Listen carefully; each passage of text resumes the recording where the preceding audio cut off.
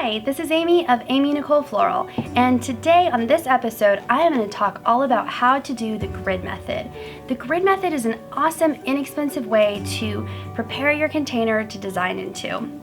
So the first step of using the grid method is really selecting the right tape, and this is the Vase brand of tape, and I'm going to post a link, so don't worry, about where to buy this from. Typically, a lot of floral wholesalers will have these. You can also find them on Amazon, but essentially this is kind of works like duct tape. It has a very sticky adhesive on one side and a very soft side on the other. It comes in several different colors and thicknesses.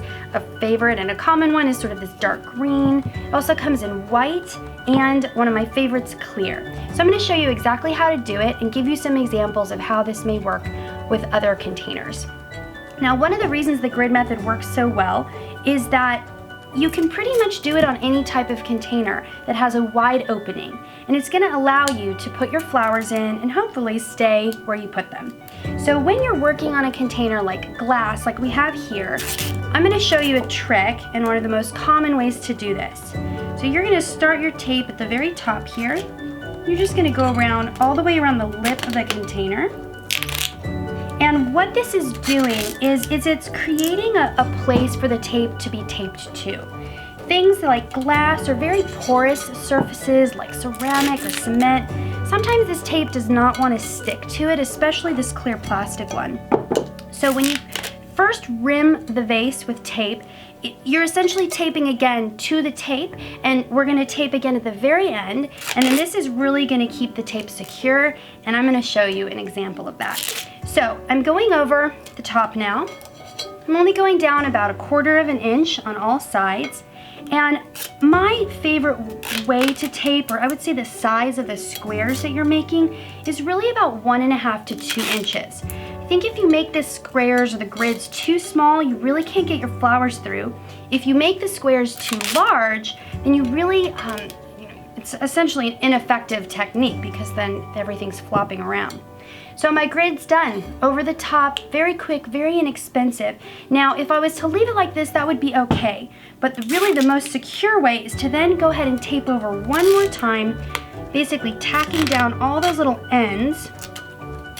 This also makes your mechanics a lot easier to cover when you use the clear. Done.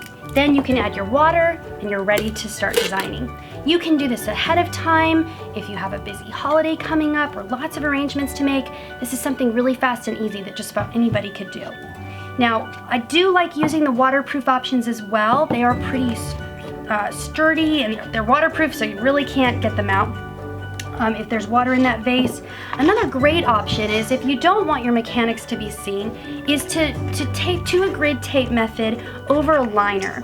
And you know, there's enough redundancy in our industry where you can really find a liner and get creative with your liners if you gotta get something at the dollar store or somewhere else, if nothing's working. And tape to the insert, and then you just put the insert inside the bowl, and then now you don't have to worry about any kind of mechanics that are showing, and you still have your grid.